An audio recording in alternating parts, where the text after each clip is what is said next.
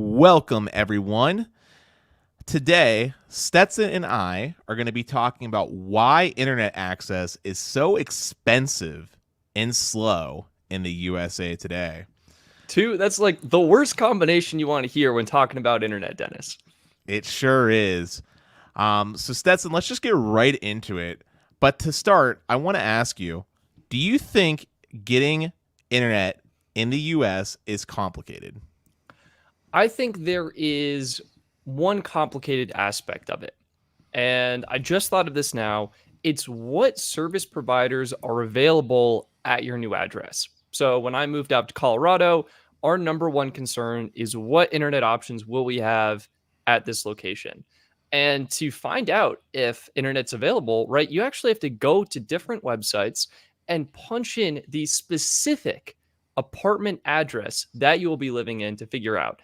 Other than that, I think it's pretty straightforward. We signed up for our municipal fiber offering here in Longmont, Colorado. Nextlight, $70 a month for gigabit symmetrical speeds. My roommate actually signed up and made the account. I simply walked over to the building, picked up the equipment we needed, plugged it in, and we were good to go. So I think overall it's pretty simple. And I would say as a side tangent, signing up for fixed wireless like T-Mobile home internet, also pretty simple. Again, you do have to plug in and get like a compatible address, but other than that, you sign up and you're good to go. So I would say it's not that complicated. Huh. I actually had a different thought on this. You had a different thought. Dennis, I'm so curious. What are your thoughts? Am I missing something? Like, is it more complicated than I think? I think getting internet in the US is almost as complicated as trying to sift through all the MVNOs that are out there. That's easy for me. Well, hear me out real quick. Yeah. So what's complicated about it? Well, first is how pricing goes. There is no standardization at all as far as what the cost of internet is. It literally varies to the point by a street basis. Like Stetson, if you live on the opposite side of the road of me, you might be getting a totally different pricing from the same ISP as me, even though they both service my area. Or you might run into a situation on one side of the street, I have Comcast, on the other side of the street, you have Fios, but neither one will, for some reason, want to cross over, right? So that's definitely true. I will say in Longmont, Colorado, you do need to pick a specific address to get the municipal fiber. But that's one aspect. The second thing is that ISPs do not do a good job of actually explaining to you what you're buying. If you notice, when you go onto like an ISP's website, right, they don't tell you what the upload speed are. They don't really give you big bright letters letting you know there's a data cap in place. You got to read through that 50-page terms and conditions document just to find that, right? Yeah. They a lot of times, if you're not able to punch in a specific address, they won't even show you offers, right? Yeah, that's actually what I find is the most annoying. And that's what I said with mine is like, it's actually punching in the address and getting the specific pricing that's the most challenging. Yeah, but let's talk about, even if you get past all that, let's move on to the next point. Actually getting the service. There's not really any prepaid options in the home internet space, right? You need to have to pass. So if you're getting Fios, you have to pass a credit check or pay a deposit. Comcast, you either have to do card on file for auto pay and pay a deposit, pass a credit check or pay a deposit. Everybody wants to run your credit, right? Yeah. There's no prepaid option, right? So that's another thing. And then even if you get past all that, the installation process is painful, right? So it wasn't for me. I had, I'll share mine and you can talk about what yours was like. Okay. For Longmont municipal fiber, Nextlight, literally walked in the office. I got a little box I plugged in the wall. I plugged it in. I was good to go. For Xfinity, that was actually pretty simple. Technician came to the house. We identified where the Xfinity cable was running into the apartment building, checked it, made sure it was good, found it in our specific unit, and then we basically plugged in the X-Fi gateway, hooked it up, and we were good to go. Took 40 minutes. So it was simple in your case, but Stetson, you've never actually had to get an ISP to run a line out to a house that's never been connected before. This is true. And boy, oh boy, let me tell you, it's not fun trying to work with construction from any ISP, okay? Like, actually getting the line to be ran, and if it's an older home, finding some third party to actually, run the coax behind your walls because the ISPs typically do wall fishing, it's it's a story, right? It's not like going into a store, going into a store like I want an iPhone 12 and walking out, right? There's Right. a lot into it, right? So overall, I would say, all things considered, it is pretty complicated. Like the ISPs don't do everything for you. A lot of times you're finding yourself have to go elsewhere to other companies to get X, Y, and Z things done, which is not very Sure. Not common. consumer friendly and not a streamlined process that we would hope for.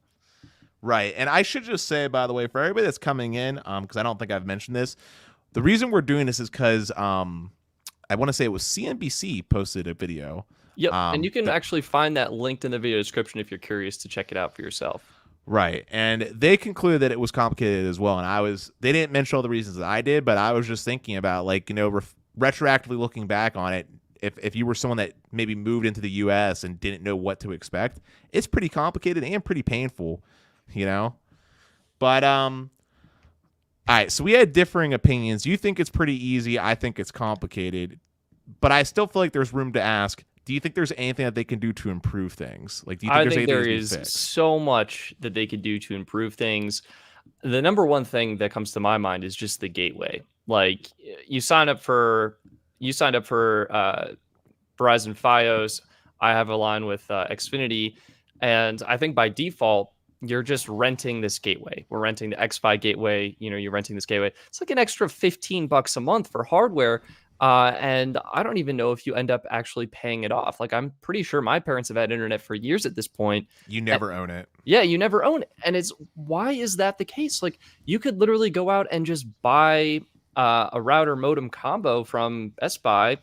Yeah, maybe you get a more expensive one, $350, or maybe you get one that's just like $150, meets your needs. And boom, you're saving $15 basically off your internet bill. I think that's complicated. It's unnecessary. And again, at the end, you don't even own the gateway. Like, I think the X-Fi gateway that we have is great. I like the design. I think it's got great hardware in it. But there's no way for me to just like buy it, own it, use it for myself. On the topic of buying your own stuff, I just want to say that some ISPs play nice than others. Like Comcast, for example, they have a nice website where you can like look and see it, like all these third-party approved equipments. And generally speaking, Comcast pretty much supports the big manufacturers, Aris, Netgear, and Motorola. But then there's other ones, and you know this name well, Armstrong. Armstrong Cable. They support a total of 3 modems. Wow. That's and let me it. guess, 2 of them are theirs. They're all made by Aris, but they only Okay. support 3 modems. Jeez. So like if you don't like what you got, like you're kind of SOL. And I mean, I personally buy my own stuff all the time. That's just how I am. I like control of my network, but no, they definitely make that really complicated, especially when it starts getting into like really specific things. Like, fun fact, Stetson, on Comcast, if you want to use their wireless TV box, like let's see if you like traditional TV, you have to rent their gateway. Jeez. I believe it though. If you want to use their security, have to rent their gateway.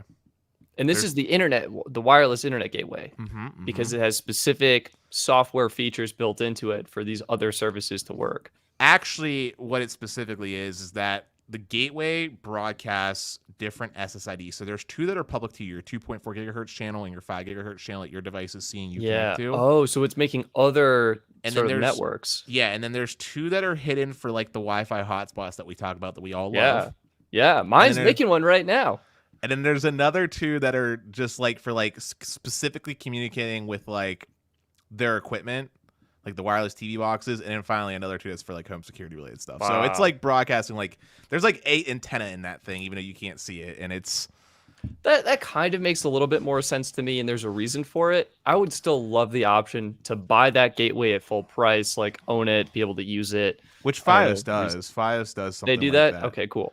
But it actually doesn't make any sense at all, because at the end of the day, it's all Wi-Fi. And in fact, because of the way they broadcast these hidden signals, there's actually a known vulnerability, because for one of the Wi-Fi signals, it uses the CM MAC address for the equipment. I won't get too super into the exploit. If anybody's really nerdy out there, that's on them to look into. But long story short, it's a bad practice. It's a very bad practice to do what they're doing, because one, it there's potential for vulnerabilities when you do stuff like this, especially when it's hidden stuff out of the user's control. You can't turn it off, even if they don't have the products. It just stays there.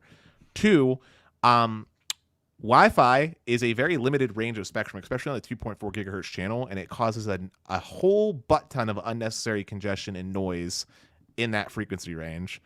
And three, it's at the end of the day, like I say, it's just Wi-Fi. Like a normal router, you could just connect that home security stuff to a normal router, and it would be just fine. 100%. I think that's honestly the strength of Ubiquiti and some of their gear and systems, that it really is just kind of plug and play. You get your own hardware, you plug it in, and boom, you're up and running. But Stetson, let's start talking about pricing. Now, I think that it's a pretty common belief that if you pay more for something, you're going to get more. Higher cost equals premium, that makes right? sense. I mean, let's take a look at MVNOs, for example. MVNOs are cheaper. You're not getting as many features. If you want to pay more, you can upgrade to a postpaid plan. You're getting a premium plan from AT&T, Verizon, T-Mobile, more features. You're getting literally, it's called premium data or priority data. So you pay more, you get more. Yeah. ISPs put that on their head. You pay more to get worse. Oh, no. At least in the US. Why would that happen, Dennis? That makes absolutely no sense. Okay. Like, why would anyone pay more? You should just pay less. You would think that, but based off of information that was in the video that we watched, the average cost of internet in the US is $68.40. For North America as a whole, so Canada and Mexico, including us, it's $61.50, right? Wow. And in Europe, so that means Canada and Mexico are actually bringing that average down a lot. Okay. But it's even worse. In Europe, it's only $44.70 on average. Wow. That's so much better. That's it's just above half of what we're paying right now. Yeah. And in Europe, they're getting like twice the speeds for what we pay. That's awesome. Yeah, I think I would have loved to have seen the speeds associated with some of these costs, because that really did just look at costs. Like, to your point, in some rural parts, you talked about Armstrong, you were paying like an arm and a leg to get very slow connection. But in other areas, you're paying prices and you're getting more reasonable speeds. So I'd be curious to learn more about those data points. But either way, I'm glad you asked, because I did a little exterior research for you. So I looked at not promotional pricing, because promotional pricing varies too wildly. I strictly looked at what is non-promotional pricing, something that anybody can get for 50 megabits per second, since that is, I feel like, the bare minimum for what you need. Comcast, for example, bare minimum charges $55 per month for 50 megabits per second. That's not including a modem rental, nothing else. It's just base price.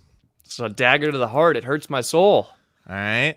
For comparison's sake, if we took that same amount of money and applied it to Europe, okay? So it's like $55. Mm-hmm.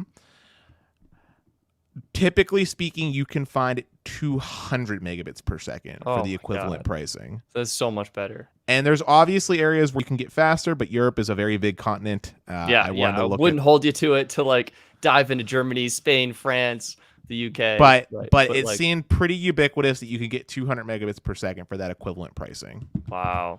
And obviously there's some fluctuation with the exchange rates, but close enough, right? Yeah, Europe is so much more reasonable. I mean, we've talked numerous times on this show, like, what we feel the minimum threshold is, and the fact that it's $55 for 50 megabits per second, like, that is too expensive and too slow, in my opinion. Even at college, I think they wanted to charge us like $50 extra per month to upgrade to like 100 megabits per second, and it's like, this isn't worth it. Yeah. So I want to ask you though. Talking about average numbers and everything else, though, do you think the pricing of what, and I'm going to expand this quite more expansively, so you can talk about T-Mobile Home Internet in this, like, the ball is in your court. Do you think that there is affordable internet out there for the general populace? Do you think pricing is in line with where it really should be? Like, what are your thoughts about pricing here in the U.S.? Like, are there some affordable options out there? The answer is yes. But are they good options that people want and will support the continuing growth of our internet usage needs? I don't think so. I think, if we look at that $50 to $55 50 megabit per second example, I think it's a little bit too expensive for, not fast enough speeds.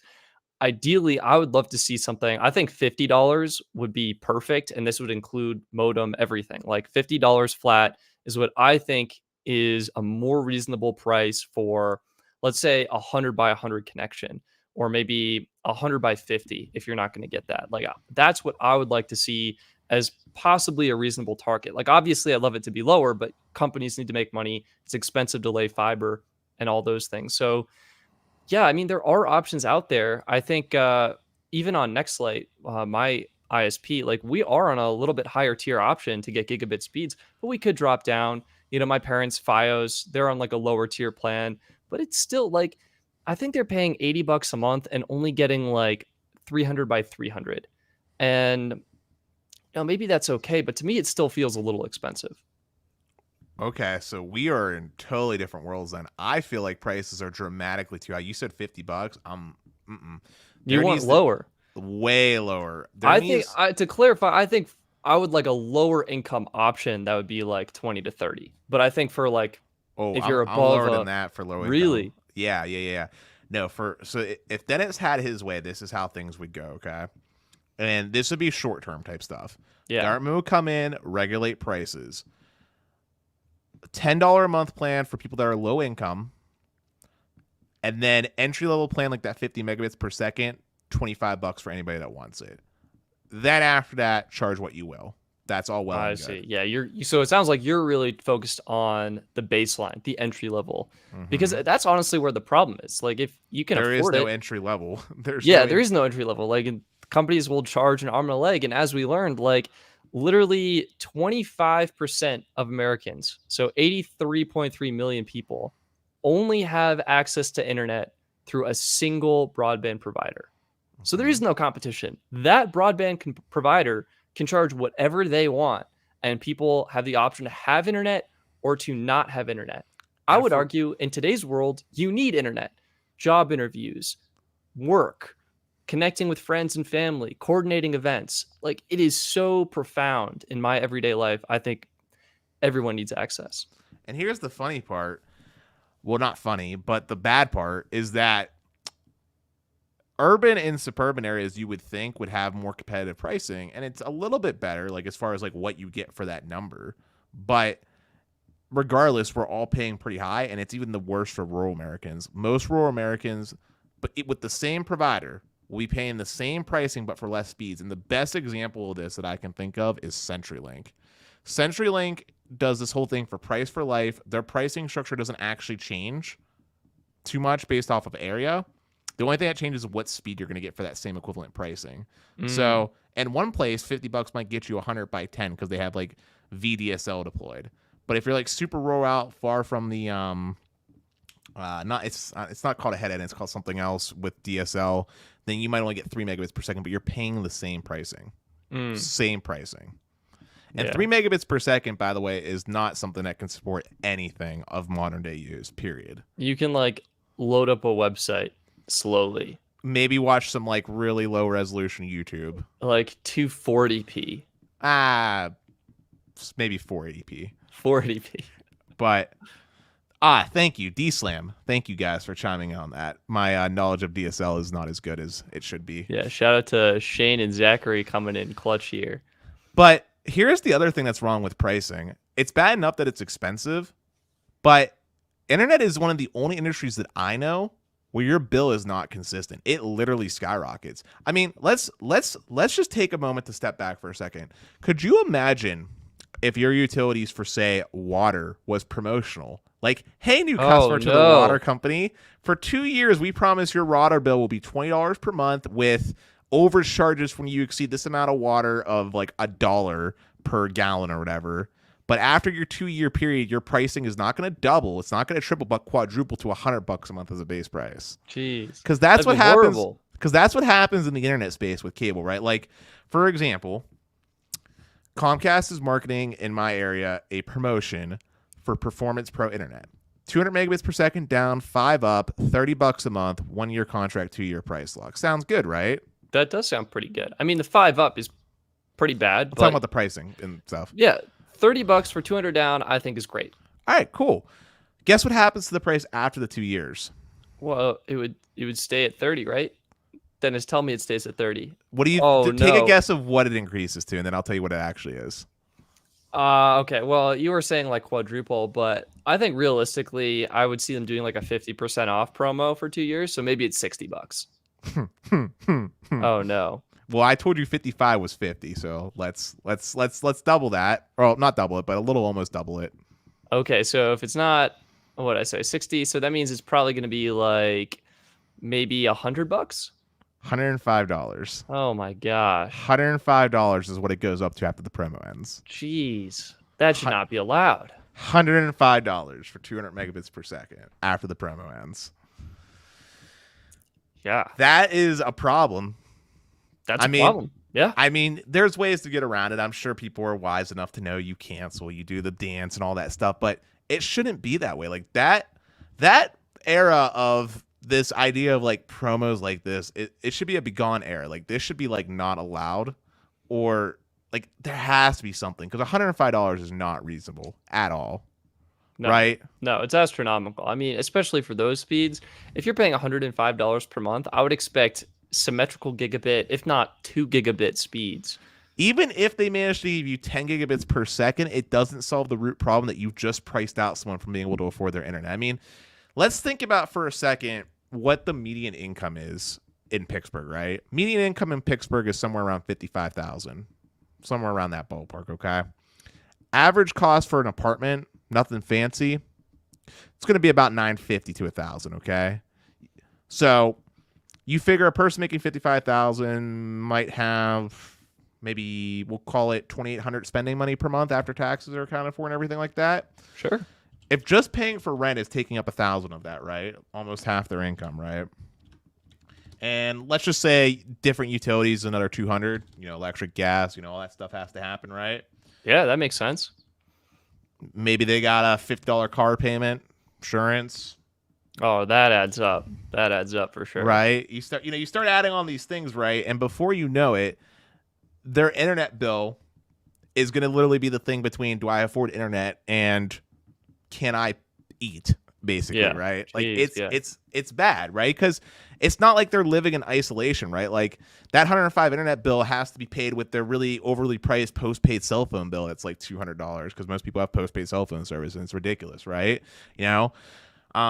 And then we're expecting these people to also somehow put emergency funds on the side and do all this other important stuff, right? It just doesn't work out, and it's because internet is not affordable. And in that video, the thing that I found striking was they asked people like what they think internet access broadband does for them, right? Do you remember that part of the video? Yeah. And they were like, broadband's what makes me a good citizen. It allows me to, be active in the news. It allows me to have a platform. Like right now, what we're saying, reaching your ears right now, could not happen if me and Stetson did not have internet access. This is true. Like if we didn't have internet access, we could not be part of the discussion. We couldn't participate in healthy debate, bring about our ideas, and hopefully bring about positive changes. There's millions of Americans not being heard because they don't have access to this crucial tool in the 21st century. Yeah, so I think I saw a stat in the video, 7% of Americans don't use internet.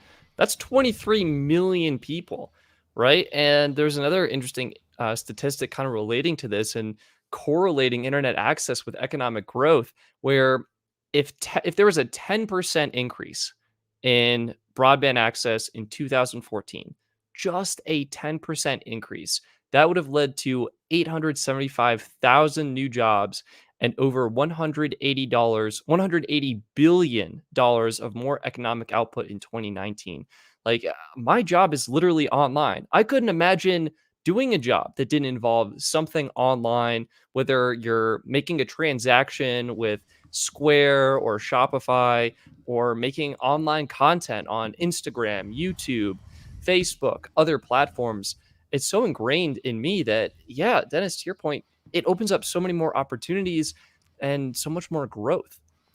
All right, so now's the fun part where me and you get to really be fun. I like to hear what you did. I want to talk about solutions to the problem. Real solutions, like Stetson. You're dictator Stetson for a day, right? Yes. What do you do? Finally, it's about time. What do you do to make things better for Americans, basically, when it comes to internet access and connectivity. So I think what the government is trying to do is, right, we have this Infrastructure Investment and Jobs Act, right? It's $1 trillion total fund, but there's $65 billion invested to expand internet access. And I think, what is the core problem here? As we touched on at the beginning, it's twofold. Number one is price. Internet is too expensive. Number two are speeds. The speeds are too slow. I think I'm not saying this is the solution, but an idea I would consider to approach this problem is to set, as you mentioned a little earlier, a threshold.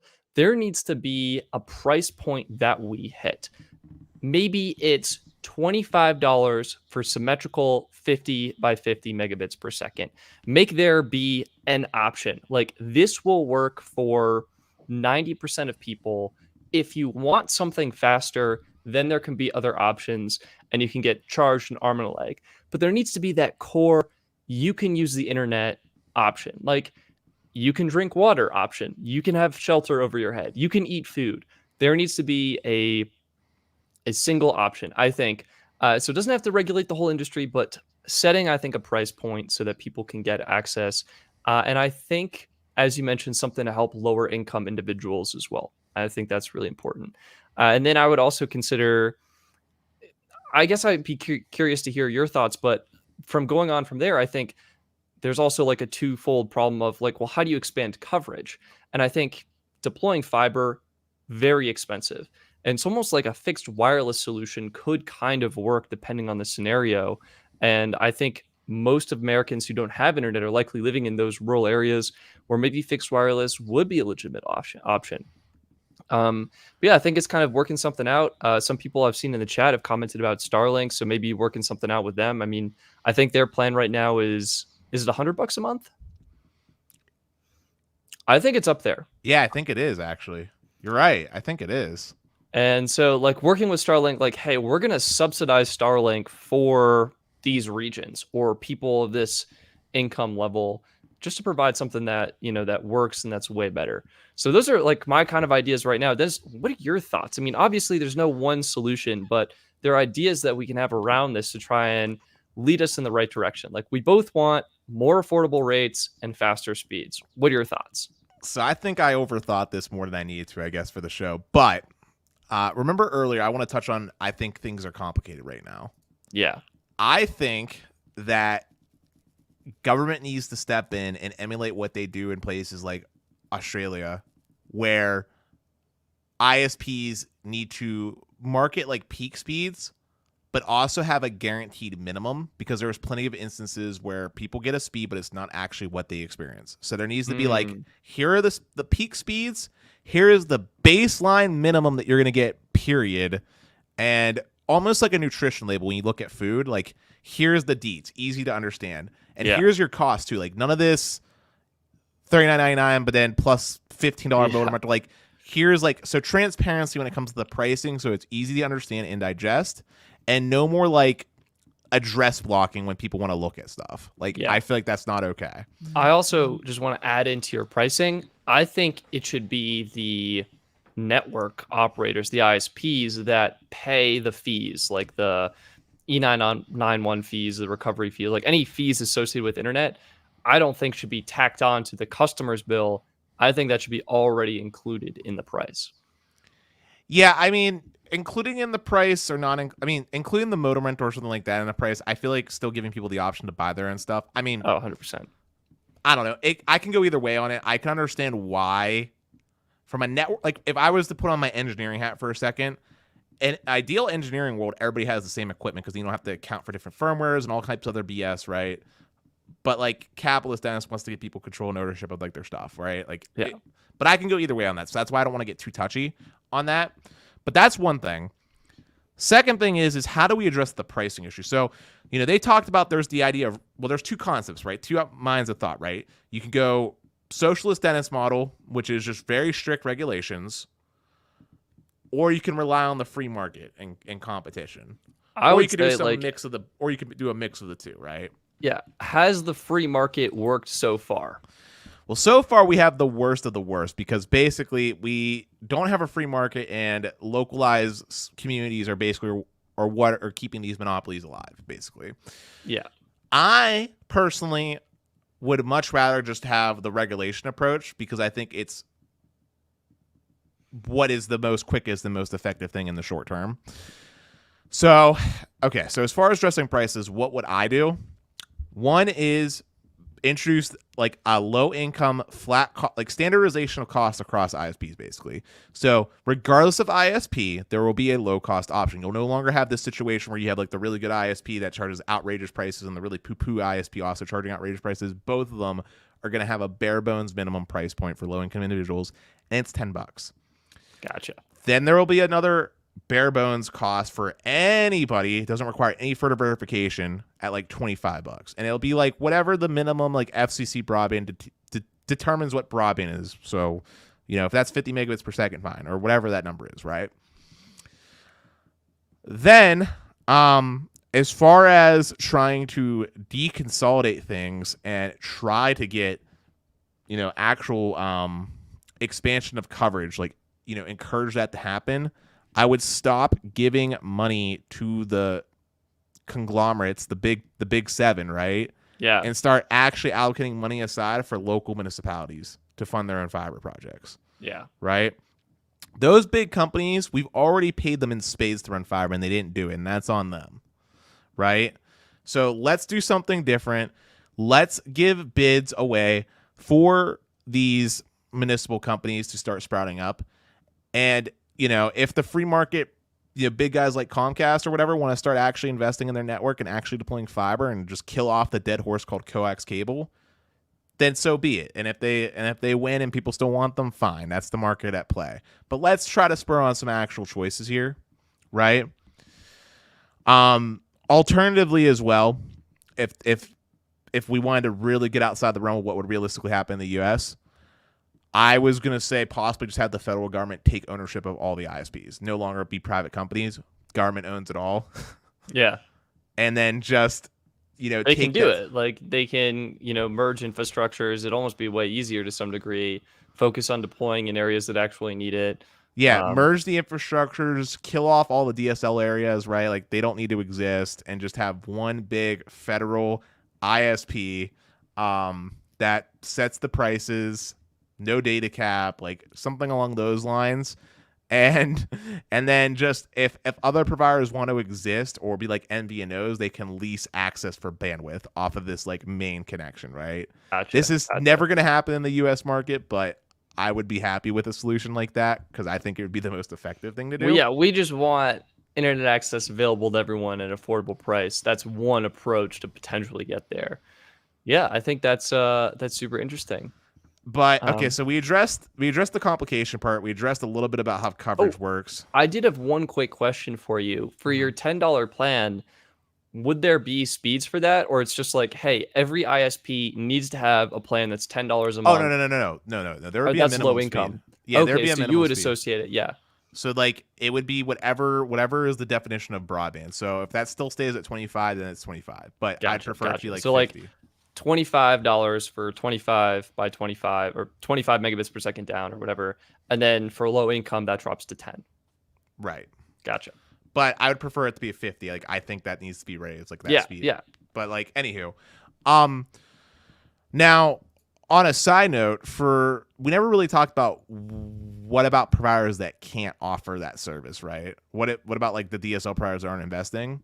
And I would actually impose a penalty. I would actually start fining companies like CenturyLink or whomever who haven't done the investments to actually provide broadband and keep trying to market it. They would get a fine until they actually start offering speed to those zip codes or sell it off to someone that will do that. So basically put some gas, basically put some fire under their butts to get it going. Yeah. I mean, I definitely think they need incentive and to be held accountable because there's been stories where we've given them money, they haven't executed, and we're just like SOL on something that's very important. Yeah, so Zachary's talking about how there's rural providers that are max speed are available at 25 megabits per second. For those providers, if they're able to offer 25, that's great, but they're only going to be able to charge like $25 for it going forward. Like, so if they want to start making more money, they would be forced to start investing. Plus, they'd be getting fined. So, People are saying no way. A lot of people saying no way. I know this is all like Yeah, utopia, yeah. and We're curious. I mean, I'm yeah, gonna I put mean, up if a you poll guys, actually. yeah, if you guys have an idea or like what you want to see, I'm really game. Um, I also want to bring up another problem that needs to be addressed though while we're waiting, and it has to do with reporting. Right now, and it was mentioned in the video, most of the ISPs are self-reporting their numbers as far as the coverage goes, as well as the speeds that they're offering. There's no like third party, neutral party actually verifying this data. There's no like coverage map Yeah, out there yeah, for yeah. ISPs, right? And that's another problem that I think needs to be like resolved. I think there needs to be a third party that's actually verifying these speeds by these ISPs, so that way we can hold them accountable if they're not meeting up to what they're selling. I agree Especially with when that. they're taking money from the federal government to deploy coverage, right? Yeah, yeah, exactly, exactly. Yeah, I mean, it's almost like some of the similar problems with cell coverage we're having with internet options. Like, where is internet available? What are your options? And I was surprised, Dennis, when I was, calling different apartment complexes to try and figure out, hey, do you guys have Longmont's Municipal Fiber Nextlight available there? It was kind of hard sometimes to get just a straight, clear cut answer, or to even see like, hey, like what's the internet options available there. um so it is definitely a little misleading, and I think we also have to kind of readdress the fact that landlords of apartment complexes are making agreements, and you talked about this before, with the ISPs. We have legislation in place already to try and deter that, but unfortunately ISPs and landlords are finding their way around it. Loopholes. Yeah. So I think we should close and patch up some of those loopholes to give people what they need, which is more choice to help drive lower prices. And yeah, choice is good. All right. Yeah. So I'm actually curious, Dennis. We have this poll going right now for internet. How much do you pay on your internet bill? You can just pick one provider if you want. $575, Comcast 60. Okay, that's pretty good. We're at, I think it's 69.99, so $70 a month for municipal fiber. But Pretty good.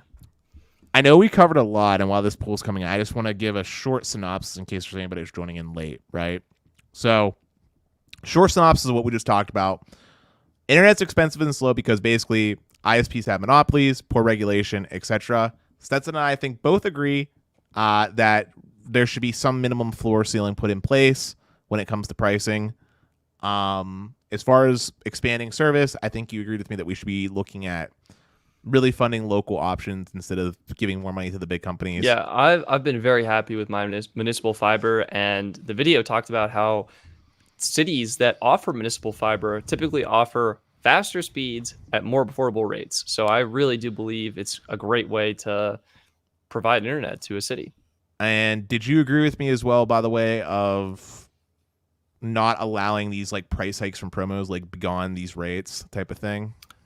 I think that's a little bit less of an issue for me. I've seen some people in the chat comment that you can negotiate rates sometimes and things like that. And as you mentioned, you can often cancel and then just like, or say you're going to leave or something.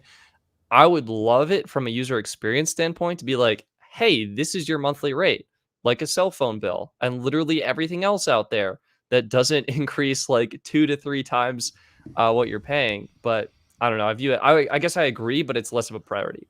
Well, I guess here's my counter devil's argument to that. If we allow promos to be in place, then ISPs could technically, this is their loophole, right? Oh no, yeah. Hey, I'm here's our offering, $10 plan. Oh, oops, it's $100 now. Where did that extra zero come from? right? So like I feel like it needs to be something that gets eliminated, right? Like plus, let's also be real here. How many people do their stuff on autopay and paperless billing and are going to remember 12 months from now that their bill's going up? Not enough. Unfortunately, not enough. That would happen to me probably.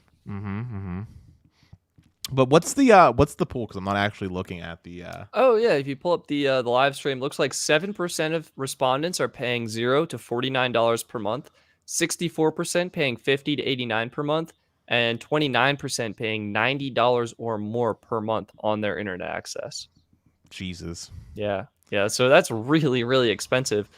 And I'm in that $50 to $89 pool, and it sounds like you are too. Like that's probably the most common option for most people. But yeah, wow.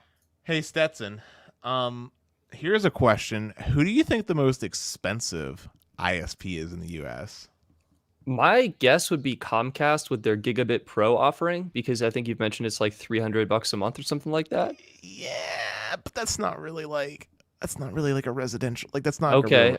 I would still go Comcast. They just, I don't know, they have an expensive ring to them. Or maybe it's Cox. Do you know? I don't know. I'm just asking who you think while I Google search to see. Okay. But if since I'm Google searching and looking, my guess is gonna be it's a regional provider, Oh, and yeah, like Armstrong or something. and You're my definitely guess right. and my guess is gonna be I think I'm gonna go with I think it's called City Electric. That's my guess. Either City Electric or Blue Ridge Cable is gonna be my Gotcha. guesses. Gotcha. Zach, I love your comment here. I'd be interested for a major fixed wireless executive to come on the podcast so we could get an insight on profitability and fixed wireless versus fiber. I think that's a really great question. Like, what is the profitability like? I think it's probably going to be less expensive to put up a couple of cell towers than it is to run fiber to a neighborhood. And I think with millimeter wave and beamforming, it might be possible to extend coverage and service areas of a single sort of server backhaul back end. And yeah, that'd be really curious. That would be really curious. So Stetson, I was so wrong. It's a company called Hawaiian Telecom. Hawaii, that's expensive. Mm-hmm. Mm-hmm. Yeah, dude, they charge $90 for 100 meg. Somehow that doesn't phase me. They charge What's the most expensive plan? most expensive plan is $307.95. Oh my god. Oh my god. That's crazy. Zach is also commenting there are rural providers who have a max speed available of just 25 megabits per second. Yeah, it's Yeah, crazy. It's crazy out there. we touched on that. I mean, here's another question for you because I got into a little debate with this with Sneed when we were on a Twitter thing. Okay, Yeah. do you think T-Mobile's home internet is fairly priced for what it is? I think so. I mean, it's going to depend on your region if it works for you, but take my house or my apartment. I can probably get 400 down, 50 up and paying $50 a month for that. That seems pretty good to me. So I think it's fairly priced. I know there have been issues with the hardware, the Nokia 5G gateway that they're using, but like if they were to iron those out, yeah, I think it's fairly priced for what it is, and it just depends on your T-Mobile coverage if it's actually worth it. I take the opposite stance because T-Mobile gives zero guarantee on any speeds whatsoever for that pricing, which Yeah. falls back into that camp of when I use the example of CenturyLink, where it's the same price for everybody despite the results of performance being drastically different. I think that T-Mobile needs to be forced to actually guarantee something before they start trying to sell a product to someone in that zip code. Yeah, you know they can't do that though because the But plan is it's deprioritized to all oblivion. Wait a minute. Why couldn't they? Why couldn't they guarantee? Because the speeds and available capacity would vary based on network congestion. If you had a surge of users all trying to access the internet at once, then the speeds would all tank. But I can make the same argument for a cable provider because it's shared bandwidth, right? I guess it's shared bandwidth, but the actual bandwidth that's available is so much higher that I feel like it'd be more plausible to guarantee speeds. But isn't that the responsibility of the network provider to figure out a way to guarantee at least a minimum speed? Like let's just say we did 25. Well, then I mean, would it make sense for T-Mobile to guarantee speeds but only offer coverage in like a third or a quarter of the actual addresses that they could potentially serve? Yes, I think it would. You want guaranteed speeds. I think it would because look, just if we so let's just say that because T-Mobile's taking money for example to expand their coverage and all that good stuff to meet their promises of merger, et cetera, et cetera. It's really easy to just say there's some bars of service, 5x5, N71. Yeah, there's coverage there. I'm fulfilling my promise. Run a speed test, but the speeds are only 20 megabits per second.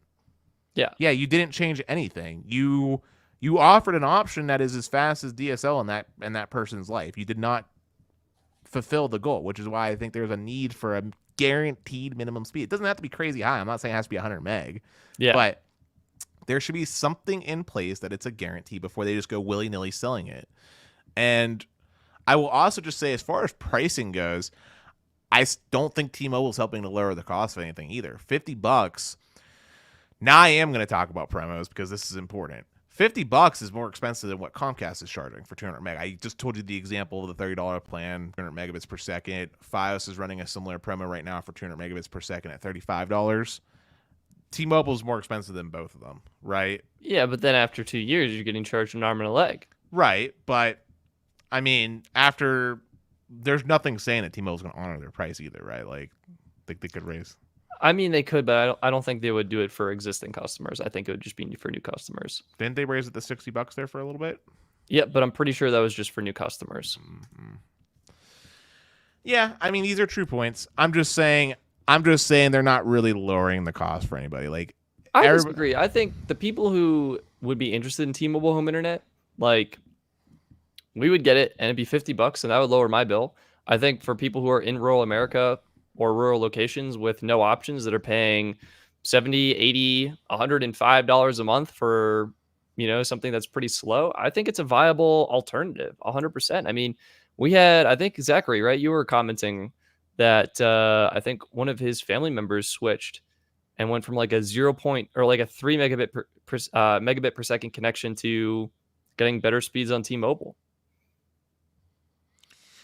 I just feel like providing internet over wireless is it's hard to really explain it, but it's so much cheaper than trying to provide service over wireline that like T-Mobile should be able to be coming in at like way more affordable, or do something with like bundling. Like if you're a T-Mobile customer, then this is only like $30 to add, right? I would agree, yeah. Or maybe offer different like priced options, maybe a $30 option with like a speed cap in place of 50 megabits per second, something. Like there's no, like it's either it goes back to that thing of either you afford it or you don't. Like $50 doesn't sound like a lot, but it is to some. Like to some it is, yeah. And I think that's where the emergency broadband benefit could potentially help some individuals. But honestly, like, yeah, I think it's reasonable. If you can get over 100 megabits per second at your location, I think it's, there we go. Boom. Zachary, my uncle had CenturyLink 3 by 0.3 before getting T-Mobile home internet. So like, my point is that there is a market and I do think it's fairly priced for that market. You're looking at Starlink at $100 a month. I want to bring up something though. You said for that market. Yeah. So, but that's the thing though. It's still way more expensive than people that live in suburban and urban areas. Like I want to see the divide be broken where there is parity, that everybody has equal opportunity and access to the same pricing for fairly similar performance. Now, I'm not saying it has to come over fiber, but whether it be coax, fiber, or wireless, if you're paying $50 a month, you should be getting relatively within the realm of like 20% the same performance, right? That's what I'm going for, because that's what solves the problem. Because, I mean, dude, satellite exists, right? You can get technically decent speeds over satellite, especially if we're talking about Starlink, right? But it's $100, right? Like, yeah. So I guess really Starlink and T-Mobile are almost solving the coverage issue more so than the pricing issue. They're solving one of the issues in their own respective way. And they do need to make money. So I see where they're coming from now. And if there's a way that maybe we could subsidize it or make an option. T-Mobile was able to solve those free lines, bro, and they're still making money, right? Yeah, okay. Well, what do you think the average cellular data usage is for a handset versus home internet? Here's the thing you don't understand though.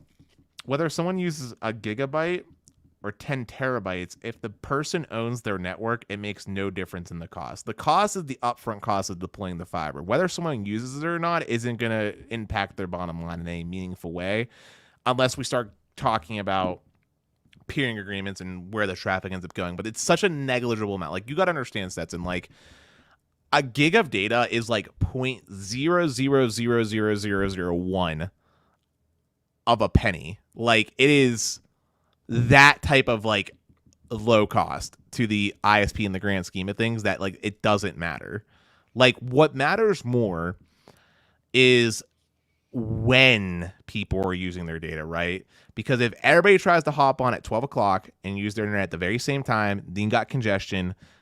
That requires investment to be able to handle that type of load versus if like it's just some like continuous usage throughout the day where people are doing their own thing, right? Like these are the things that make things expensive because then you got to invest in important equipment to actually keep your network up and running.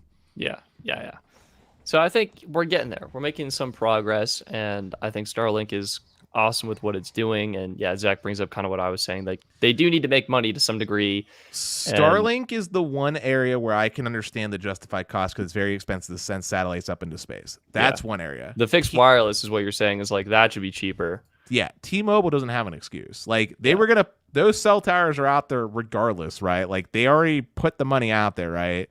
They ain't changing nothing. They just gotta, well, first off, just upgrade their ish, which they're gonna have to do anyway, and then sell the product, right? Like they're gonna make their money plenty, right? It's not like they're running an individual line to each person's house like cable does or fiber does. That's the expensive stuff. Running that last mile. Running the backbone into a tower is relatively cheap in comparison. Yeah. And I think maybe we could see potentially guaranteed speeds. And this could happen with network slicing in the 5G standalone core, where suddenly you can allocate a certain amount of spectrum on a tower site to home internet customers. And T-Mobile could probably adapt a tower site's allocation based on the number of home internet users on a site. So in my tower example, if I'm the only one who signs up, maybe they just give me a tiny, tiny sliver of spectrum for my home internet. It works fine for me. And then if my whole neighborhood signs up, maybe they give me a larger slice. Devo Pop, you got to read Devo Pop's comment at 747. I think it'll make you laugh. This one? No, Devo Ops, the one right above it. Oops. He's referring to Starlink. Read it. It's a $500 setup cost plus $100 a month. Yeah. Got to offer a blood sacrifice. He's not wrong though. Honestly, considering that the average American doesn't even have $500 to put on the side for an unexpected emergency, $600 is a freaking lot of money. Yeah. Oh, interesting. Well, you guys got to hear mainly me. I thought it was a great discussion. And Stetson, you had some great insights as always. You were way more optimistic about things when it comes to things. Although I really wish at some point I could somehow plop you into like rural PA for a week and try to force you to live your life the rural way. Like, well, I was just on a trip. I was in Ridgeway, Colorado. That is super rural. But you had fiber there. You had 15. We had fiber, but I mean, it ran into the problem where it was like, maybe $50 a month. We had a 10 by 10 connection over provision to like 20 by 20 when you were lucky. And if you wanted actual speeds, it was like over $120 a month. Wait, explain the situation here. You had to pay for the internet there?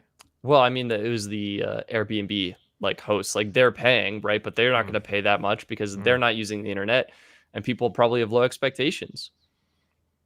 Gotcha. Yeah, so. 10 by 10. By the way, can I ask you a question? Was 10 by 10 usable to you? Honestly, we had so many devices connected to it that it really flaked down quite a lot. It was slow. It was very slow. It's a miracle our podcast even happened, to be quite honest. Like everyone had just left, and thankfully I got the full connection. But I know like one of my flatmate was uploading files to Google Drive, like absolutely crushing the upload. Everyone was like trying to share and post on Instagram. It was a mess. Like you could. That is when QoS comes very in handy. Yeah, that's how you maximize. I get the priority. Thank you, Thank you, everyone. But I mean, like, let me ask this: like, was there a situation where like you felt like you couldn't do something, like you couldn't stream a movie or something with that speed? I feel like if I was try and do something in 4K, it wouldn't go through, but I could do everything I wanted besides that, like 1080p content. And actually, someone brought up Los Mobile. Yeah. So Chaim, actually, really great point. I was blown away not only by Los Mobile but by AT&T. The coverage was outstanding in Western Colorado. I had coverage. I was actually getting faster speeds in town. I was getting like 89, 90 megabits per second down and maybe 20 megabits per second up on AT&T in Ridgeway, Colorado. And they only had one tower site there, like just one tower for the whole town. That was it. But So did you it was use pretty the good. lowest mobile hotspot at all when you were at the Well, cabin? the problem is in the actual Airbnb I was staying at, the signal was so weak that it was like a toss up between lowest mobile and the home ISP on like 20 by 20 kind of. So I ended up going with the ISP for a little bit better reliability. Ping times were like 13 milliseconds as opposed to 89 milliseconds. Did So Verizon have coverage up there or T-Mobile? Verizon had coverage. No, T-Mobile was gone. Are you kidding me? I don't think I had like maybe it might have been in like there was one town that had it. But I'm pretty sure T-Mobile would have just roamed on AT&T. I didn't really try it because I had accidentally used up all of my Mint Mobile data. So Oh no. yeah, so I was using Lowest Mobile 100%. I would say it was easily AT&T number one. Verizon was pretty close second. They had bars, but the speeds were really, really slow, like 1 to 5 megabits per second. Ooh, that's Yeah. rough. Oh, Zachary, dang, coming in clutch. Ridgeway, only 1K population, so one tower makes sense. That has to change then in the not so distant future if we actually want like home internet replacements to come from the wireless providers, right? Like they need to have like the one macro, maybe like some small cells spread about like in the actual town. Built the networks not for home internet, but for cellular use. And so I think now that this opportunity is presenting itself, it really is. I mean, T-Mobile's doing it, regionally based where they have N41 deployed. Verizon is doing it where they have 5G deployed or Hey Zachary, Zachary, since you're really smart about this, how many people can a macro site like realistically handle? Roughly, like ballpark number. Just curious. I mean, so his town. Let's do some math here. Town with 2,500 getting 100 meg down on AT&T. I would say, yeah, home internet you want C-band, N41, CBRS for sure. I would guess one tower can probably serve 5,000, maybe 10,000 max, but I think speeds would be really slow. I think 5,000 is a fair number. 10,000 is really stretching. Yeah, that's what I'm thinking. It'd be like 1 megabit per second per user. Depends on market share. Let's just assume it's the whole 5,000 or 2,000 or whatever on that carrier. Oh, yeah, because that's interesting because you would have some people on Verizon, some people on AT. Yeah, so I guess the question is like how many customers can a tower site? Because I'm thinking about it in my small scale world. Like I know there's some good access points that can handle about 300 clients at a time. Like that's usually where you top out on some like good enterprise access points. And if you think about it, a cell phone network is nothing more than a really big version of a home network, right? To a certain extent. So actually, maybe 5,000 people isn't that far off. If you got an even split, then that's about as much as Ridgeway. Yeah, so maybe it is maybe like 5,000 for a macro cell. It would be less because you said there's 2.5K total in the town. It's an even split, so it'd be about 2.5K in that scenario. No, I think like 10,000 was the stretch. I think 5,000 is kind of like the stretch. I think 5,000 is what I would guess. I mean, I don't know. We're kind of just like I'm just generally curious because I feel like I don't know. I feel like my understanding of how many things can be handled on a specific cell site is not knowledgeable enough because I know there's different factors. Like I know 4x4 MIMO obviously helps and higher version of MIMO helps. I know more spectrum helps. Like I know there's things that help, but like what is the ultimate bottleneck? Oh, he says 3 to 4K. I think that would be 3 megabits per second per percent overscription of 10 to 1. Oh, at 3 megabits per second? Hot diggity. That's we're cruising. That's not great. So, okay. So if we want to get usable speeds, we basically need to drop that to like 1.5K max. Maybe.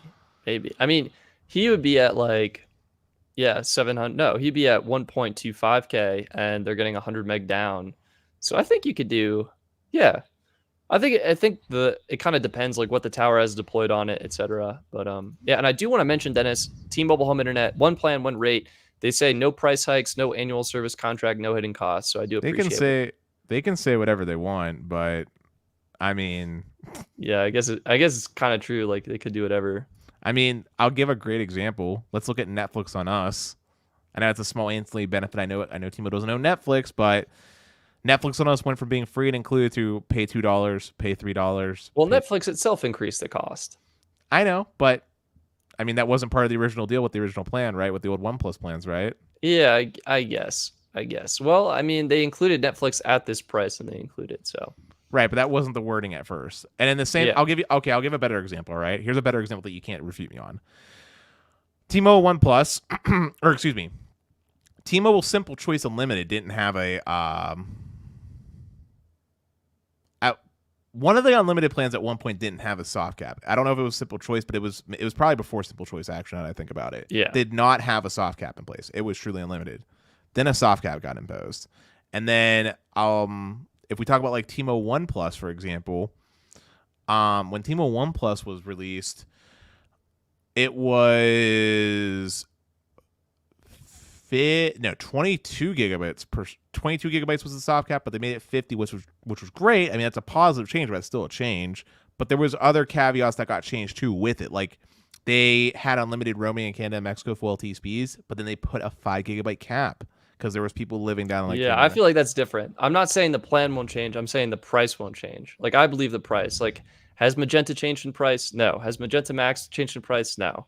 Like I'm just saying these are changes. yeah, yeah. The plan features, sure. I think their internet. But it doesn't mean they okay. wouldn't touch pricing. It doesn't mean they wouldn't touch pricing, is what I'm getting at either. Sure. I don't know. I have trust. I have faith in T-Mobile. Really, after all the stuff that's been going on Yeah, after the merger. Dennis, I have faith that they can keep the price the same for existing customers. Okay. Do I have faith that they can prevent their T-Mobile backend system from getting hacked? Not at all. Well, I'm not talking about that. I'm talking about all the stuff that they're making in the news with the MVNOs. Dude, they just got done giving the smackdown to Cox. That was really shady. I feel bad for Cox. I was gonna say, you think T-Mobile? You don't think T-Mobile is gonna pinch? I didn't say they weren't doing great things. I'm saying I think they can keep the price lock for people who sign up for T-Mobile Home Internet. That's all I'm saying. People are saying we need to have Tech Extremist on because he would definitely have a different outlook on T-Mobile Home Internet than me. Oh, that'd be great. Maybe we should do a T-Mobile Home Internet bonus. Dude, that would be awesome. Tech Extremist, be on the lookout, man. If you want to like reach out to Stetson or I via Twitter DMs, we'd be down. Open invitation. Open invitation. Yeah. Anything else you guys want to chat about while we're here? I think I'm kind of round out the show. Whatever. Yeah. So Zach, you've got tons of knowledge. Definitely feel free to reach out if you want to do some writing for the Best Phone Plans website or something like that. Dude, like seems super into this, which I appreciate. That's the beautiful thing about our community, right? We have these people that have like unprecedented amounts of knowledge that we all just come together to share, and we all end up learning something. Oh, you guys, I actually did something, Dennis, you won't believe. What's that? Actually, you 100% would believe it. I took advantage of Verizon's trade-in deal, so I got another iPhone 13 Pro. Dude, I learned something very interesting, and that is Best Buy is the best way to get your iPhone. Really? Why do you say that? So I would actually. I want to say it was yesterday. Yeah, yesterday I was on Sneed's Patreon chat, and we went into like a collab thing in Twitter Discord. I don't remember the name of the Twitter user, and I'm sorry for whoever it is, but if you know who I'm talking about, they worked for Best Buy, and they were basically telling me about how like their trade-in deals and stuff work. Like Best Buy will give you like sometimes like straight up $100 right off the phone, right? Or $200 right off the phone. Then they also let you do trade-in, and then if you want, when it comes to financing, they give you options. You can finance this through your Best Buy card, you can finance it through your carrier, or you could just pay it up. Like instead of getting it like broken up as credits, like the carriers do over 36 months or whatever, like you could just pay it off like immediately. Like it's actually the price. Like if you look at it on like your bill with the carrier, it'll show like $9 a month instead of it being like $30 minus the credit. It's just $9 a month. Yeah. So you could pay it off whenever the hell you want. So you're not stuck in these like lengthy finance agreements. So Best Buy is the way to do it. Plus, you're getting an unlocked device if you go through Best Buy. Well, all right. Asterisk, it's not unlocked. It's a universal carrier model. And this means the phone will actually adhere to the locking policy of the first SIM card you insert into it. For some carriers, this can be like a full year locked. For others, like it'll lock to AT&T, it'll lock to T-Mobile. Verizon, I think, is 60 days now, so it's a little bit better. But in my instance, when I bought the iPhone 10, it was actually $100 more. And I believe in order to get the discount, you have to be activating it on a postpaid plan. You can't just go in, get $100 off, and be good to go with an unlocked phone on prepaid. So I think there's caveats to that for sure.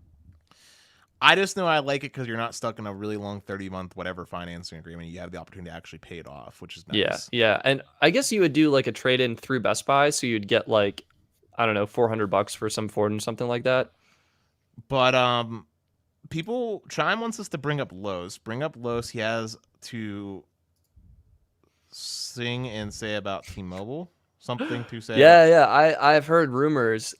I'll say speculations because I don't know too many details, that apparently T-Mobile isn't giving them the rates they're looking for or the plans they want with the true unlimited priority data. So I know a decent amount about it. I'm only going to talk about what Carlos shared in his Discord. To make actually I am not going to talk about this conflict because I feel like I might end up saying something that I shouldn't. I won't talk. I won't talk about this because I have so much respect for Carlos and I don't want to accidentally possibly mention something that I shouldn't. But what I will say is that out of all the carriers, T-Mobile's being the biggest bitch when it comes to the MVNO agreements across the board. And that's the only thing I will say. And it makes me have no pity, and it makes me have a lot more sympathy whenever Charlie Egan from Dish is taking up his pitchfork against T-Mobile. But I will say something positive, and that is the Verizon access from Los Mobile, because people constantly. Yeah, how is that going? I still haven't gotten it yet. I got to hit him up again. I was actually going to ask if you got yours yet. Yeah, I was trying to get it activated on eSIM, but I guess it worked out because now I've got like so many other phones. But I'm still having a ball of a time. I'm loving it. How far away are you from your closest millimeter wave site? For my closest millimeter wave site? I don't know what it is in distance, but probably like a good 10-minute drive. Wow, dude, I'm like 45 minutes to an hour. Oh, I thought 10 minutes was bad. Yeah, dude, I'm so jealous. 10 minutes would be a dream. That's like a trip to the grocery store. Oh, dude, wow. What's funny is like my city's not even like a 5G city. Also, on a side note, I've been spotting millimeter wave in retail presences, specifically outside Walmarts. That's smart. That is where it should be. Retail coverage inside buildings is often terrible. Millimeter wave has the capacity. Oh my God. Like, then you can be in store and looking at online reviews of products. I do that all the time. Yeah, no, but Verizon's been great. I'm still having the video cap thing. I know Carlos needs to do something on my line or something, but yeah. I mean, good news, you can get around it with a VPN. Except for with Netflix, because Netflix is smart, apparently. Medium news. Oh, dude, I don't know if Austin is still here. This is really exciting news. I don't want to blow this up too much, so you guys have to keep it on a little bit of a down low. Only posting it online, but go ahead. Yeah, I'm only sharing this with the internet. iPad mini users on T-Mobile. My friend Austin was able to insert his Magenta Max line into his iPad mini. And guess what, Dennis? It's not getting the 600 kilobit per second cap you're used to. It's getting full speed, unlimited data, even for video content. Austin was saying, even though it's supposed to be capped, he was getting, like, he can download movies. He's loading 4K content. Why is this? My guess, I'm not super technical. My guess is that the IMEIs of these iPads aren't yet in the system. And so it's not yet doing the correct behavior. But as of right now, I give it 2 weeks. 2 weeks before someone abuses it, and that shit gets put on lock and key. But there you go. Yeah, it has to be a bug. I almost want to do a video on it, kind of test it out, show you what it's like. But yeah, there you go. Chime said Carlos is claiming that on YouTube you can do 1080p no problem, and only on fast.com it shows the 2 megabits per second. Honestly, YouTube is so good that I bet you could do 1080p at 2 meg. Anyway, you can do higher resolution on YouTube because you can actually force it to do so. But based off my testing, when I load up a YouTube video and do stats for nerds and look at what the speed cap's out at, it's capping out at 2 megabits per second. If I flip on NordVPN and open up YouTube, I'll be getting like 25 to 30 megabits per second. Like, so to me, that indicates, well, I mean, it's clear that it indicates that there is a video throttle. Now, whether Verizon's own plans. Whether that means that there's a meaningful difference in usability is a whole other discussion, but the fact remains that's by my experience. And fast.com is the most apparent and obvious, where it's very hard. And I'll have to talk. I haven't talked to Carlos in a while. Like, and in fact, there's stuff I need to talk to Stats behind the scenes. But like, that's just been my experience in the testing. Everything else about it's been fantastic. Like, legit. It's Verizon. Like, I don't know what Well, else to say. I never thought I'd be praising Verizon's coverage like that. Wow, I shouldn't say those words. But point being, it's great. I'm really happy that Carlos is letting me test. It's a lot of fun, and I use it. It's the reason why I've been using my iPhone a lot more. It's really, really good. And I hope that everything works out and he's able to offer it, because I think it's going to be a great possibility for people that can't get good AT&T access where they live. Yeah, I think that's great. Yeah. Oh, Dennis, the option finally came on my portal, so I'll be able to turn it on to bypass. Also, Stetson, you didn't get a SIM profile, eSIM profile? Yeah, I don't think I got one. Maybe I should check my add line settings. Add cellular plan. Let me see what comes up here. Yeah, it's saying a bunch of stuff is not transfer not supported. Enter details manually. Yeah, I got nothing. I can probably swing by and pick up a physical SIM card, and that would probably work, because that way I can switch phones. I've been switching phones like crazy. It's been nuts. But I'm really looking forward to C-band. Because that's big exciting. Yeah, that is big exciting. Especially since Carlos's plan does have the full suite of 5G flavors. Like, the biggest thing, the reason why I really like Carlos's access is because a lot of MVNOs miss things, like US Mobile misses, Wi-Fi calling, for example. I will say I would have needed that on this trip because we didn't have Verizon coverage, so Wi-Fi calling would have been clutch. But like, Carlos's plans always have support for all the features, and that's the biggest thing I appreciate. Like, it really is like fantastic stuff, and Carlos the man is someone I respect quite highly. Like, I respect him very much. I don't know if he would consider me a friend like I consider him, but I respect him highly. And if someone's going to succeed at something, like, I would rather see like it go to him, especially if we're talking about Verizon. Like, I'd rather see him get the business in the lines versus Verizon directly. So I'm glad he's doing what he's doing. I hope it works out well. If you're looking for like a secondary line or a hotspot, I think Los Mobile fits perfectly for you. I get a little tricky when it comes to the whole primary stuff, but for secondary use, it's great. Like, it's good if you got the money, And then, Mikhail, I'm guessing you're talking about the Boost Mobile 12-month service deal. I think they will migrate over to AT&T, is my understanding.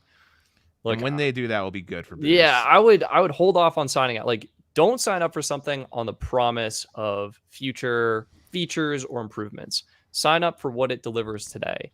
And I think if it goes away, I don't think you're really missing out. Like, you can get AT&T service from Red Pocket at super low rates. They have really great annual plans. And yeah, so I think I would wait, to be honest. I might grab it and like follow along and see what's happening. But at this point, I've got to focus on creating some other content. I mean, the way the MVNO world is right now, I know there's a lot of different options, but I really feel like it's gotten to the point where things are pretty clear cut. Like, basically, if you don't want to go postpaid, but you want postpaid experience, you go Los. Like, that's the easy choice. That's just one of the better options.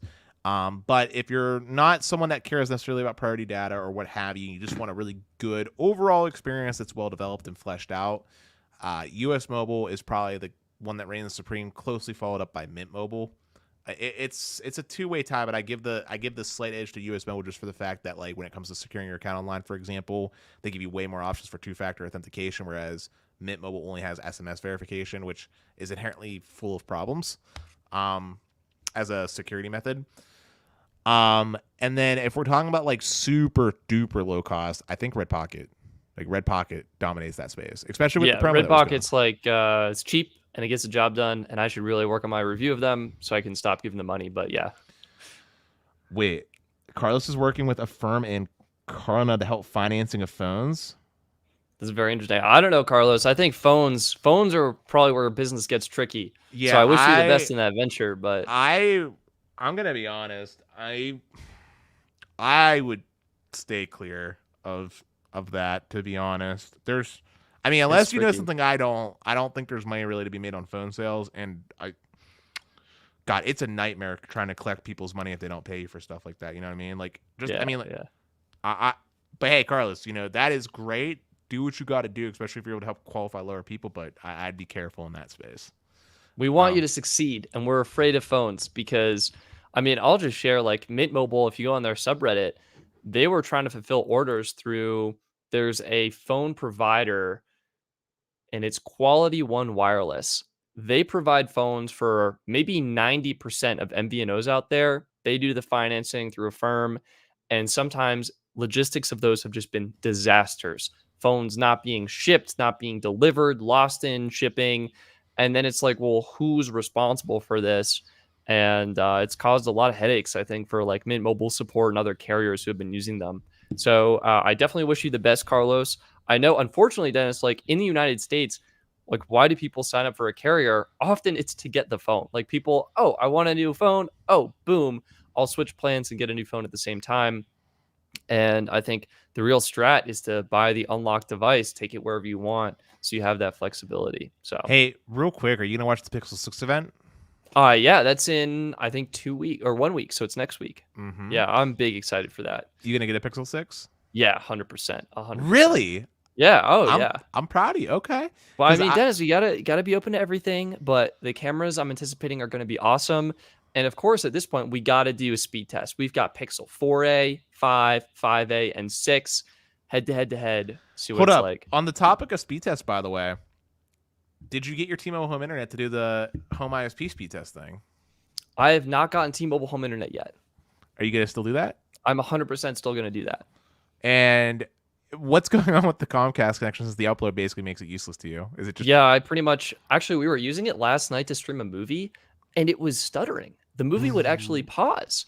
I'm like, Really? this is gigabit speed Wi-Fi. The router is feet, inches away from the television. So I don't know what was going on with that. I like it could have been a Disney Plus issue, but it was weird. It streamed other stuff, no problem. But yeah, I've been testing it out. The app is great. The usage is great. Sure, as you mentioned, the sign up experience, maybe that's complicated, but I think once it's installed, the app interface I like, the equipment I like. And so besides the fact that I literally can't use it because I was backing up 8 terabytes of data in the cloud and 35 megabits per second wasn't cutting it for me. See, what I really wish you would have done is use 8 terabytes to see what the reaction is from Comcast. Like actually blow it up. Like See what happens. yeah, like just I don't know if you have like storage or something. You could just download that 8 terabytes from the cloud, but just try to blow up the usage and see what goes down. See if you get yelled at. See what happens. I want to be nice to them. They were nice to me. That is also fair. We don't want to make them too angry, but I mean, they gave you unlimited data, right? You said that was something they added on for you, right? Or no? I have 1.2 terabytes for my data limit. They didn't give you unlimited. Yeah. Oh. But I'm on the unlimited plan, which I've been testing out. This actually renews, so the billing cycle is a little weird. It's on like the 15th of the month, but the actual service goes from like the 27th to 27th. So I think what I'm going to try and do is blow through the high-speed data and then do a speed comparison of the cap speeds of 1.5 down, 600 up versus the full speed on Verizon, kind of see what that usage is like. I want to see that, but I'm more interested to see if you're throttled on ultra wideband once you go past the cap. I know. Okay, so my car has been broken for the past 2 weeks at this point, so I literally can't drive the 45 minutes to get to ultra wideband. So that's why I'm like waiting. It should be done Thursday though.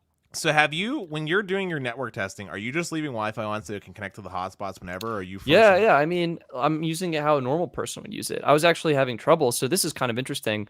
I was like, oh, I really want to put this to the test. Instead of using the purple iPhone 12 they generously provided, maybe I'll just pop it in my personal iPhone 13 Pro and really just put this to the test. Unfortunately, I got an error in my account saying that it wasn't able to connect to the Wi-Fi hotspots. Like it recognized the SIM was swapped to a new device and the 13 Pro was not connecting to the Wi-Fi hotspot at all. So I popped it back in the 12 and now it says 5G, but I'm pretty sure if I go and run a speed test right now, yeah, boom, the Wi-Fi instantly connected. So what's the speed and I test think show the for Wi-Fi, I think it's capped at 30 meg, right? I was getting like 25 by 5. Okay. So you can see, I don't know why there's two of them. There's like Xfinity Wi-Fi and Xfinity all caps. So I can Xfinity all do, caps is for one of those various. I think it's for the equipment it's or like legacy or something. But I can do a speed test. I'm not sure how this will go. I'll full screen this just so everyone can see, but I'm pretty sure. Yeah. Oh, that's like right on the money for your 30, Dennis. yeah. Look at So that. ping is solid. Yeah, ping's really good. Like it's really good. I think it's like 30 by 5. Is that what you were saying? Yeah. Well, So 25 over provision to 30. Yes, but yeah. Oh, okay, gotcha. So yeah, I mean, that's what it does. I've had a couple instances. There's a Starbucks, pretty close by to me, and when I'm walking to the gym in the morning, it'll connect to that. But there was another instance where, again, it was in my 13 Pro, and it just like wasn't connecting. So it really is kind of wait, device specific. you put it in your 13 Pro? Yeah, that's what I was saying. Like everything works perfectly on the 12 Pro they provided. When I popped the SIM card into my 13 Pro to try and use it as like hey, I'm going to use this as my main connection for my main device, it wasn't connecting to Wi-Fi, so that's why I popped it back. Right, because on your 13 Pro, you actually have to go into Xfinity Wi-Fi, connect, and sign in with whatever your Xfinity ID is first. I tried. I have all the apps. I'll try again, but it threw me an error. You don't need an app. So if you go on Wi-Fi, click the one that says all lowercase Xfinity Wi-Fi. Yeah. It should take you to like a little web page, similar like if you connect to the McDonald's Wi-Fi, where you'll sign in with your sign in. Yeah, Xfinity never user. got that. That's what needs to happen. You need to sign with your Xfinity username and password, and you save it, and then you're good. And the reason I know that is because I've done well, not just done it. I did it with my MacBook Pro. Yeah, so this says no internet connection.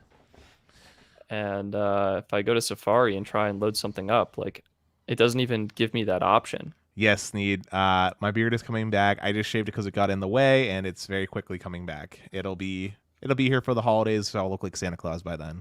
That's hilarious. But okay, so how much you said use on the cellular side of things? Where are you at on that front? Probably not too much. Let me pop into the app right now. I've got the Xfinity mobile app. Just going to load this up, and it'll give you the deets right now. I think I'll probably download some stuff on Drive and really just like crush the data so I can test out everything. So pretty nice app. I'm on the new plan. Let's get in the family discount. Unlimited, one line, 15 days remaining, $45. Doesn't look like there's any taxes and fees in this. It looks like it's just $45, which is nice. And I there's think definitely taxes and fees, but it varies by state. But continue. Okay. I'll check that. Let's see, devices. I can suspend device upgrade. I don't really want to do that. Maybe activity. My data unlimited. Here we go. All right, so I've used 4.99 gigabytes. Wow, what a terrible green screen is not liking this, but I've used 4.99 gigabytes. So I think I'll crush through. What's really cool, Dennis, is you can actually switch, right, to the buy the gig option. Anytime, yeah. But only if you've used less total data than the buy the gig plans allow. So I could switch to, at this point, the 10 gig buy the gig option. But that'd be more expensive, so I want to keep unlimited. Right. You're not actually paying for it, though, right? They generously provided that. So just something like I'm playing around with it, trying to figure out everything you need to know. So that's what's going on. That is one cool thing that Xfinity Mobile does. They let you switch your plan mid-cycle, which, remember when we were talking about was it called X Mobile? The new thing that Mobile X? Mobile X. I feel like, remember we were talking about their pay-per-use thing? Maybe that's something they can do. Well, I'm thinking you were actually right when you said it was like Airlo. I think what Peter is building with Mobile X and what the team at Mobile X is building, I think they're building a platform, and I think it's going to allow other, I don't know if it's going to be MNOs strictly or MVNOs, but I think it's going to allow other companies to hook into it and then provide just sort of what they're doing is they're solving the experience aspect. They're making that experience super seamless, kind of what US Mobile is doing with their international eSIM plans. But I think it'll be tricky to see. I think it will be pay per use, and dude, we're just gonna have to wait and see. 2022, it's gonna be super exciting. We're gonna get C-band and we're getting Mobile X, and who knows what else. Maybe we'll even have US Mobile eSIM by then. Well, they did do the 5G ultra wideband test on Twitter, right? So yeah, so it's coming. But all right, I feel pretty good. about this. I know we went way longer than you probably originally intended, Stetson, but As always, it's always great chatting with Dennis and with the Best Phone Plans community. I can always tell when you get hungry, and I know this is about that time. I am hungry. How did you know? Because Stetson, after however many hours we've now spent together on YouTube, I would say I can read your face pretty well. But guys, as always, thank you all for showing up. Please make sure you give a like to the video. Maybe share it with a friend so they can, get a little taste of things. If you're not already, subscribe to the channel. And we will definitely be seeing you guys here sometime in the not so distant future, because we're going to be doing a pre-recorded tomorrow. I'm going to email Patreon supporters right after this. Tomorrow we're doing a special live stream. It's podcast episode 43. We have on Sherry and Chris from RV Mobile Internet Resource Center. We are super excited to have them on, talking about plans for RVers, travelers, nomads. It's going to be such a great show. And it's only live for Patreon members. Live for Patreon members, and it'll be published on Friday for everyone else. Yep. And then if you're not a Patreon member already, highly recommend that. There's a lot of extra content on behind the scenes. Plus, you get access to some really cool emotes. There you go. So there you go. And Sneed, yeah, I have been hitting the gym lately. Thank you for asking. Appreciate that. Sweet. Yeah, they are awesome. All right, that's it for this show. Thank you all so much. Enjoy the rest of your Monday evening. We'll talk to you next one. Peace. Peace.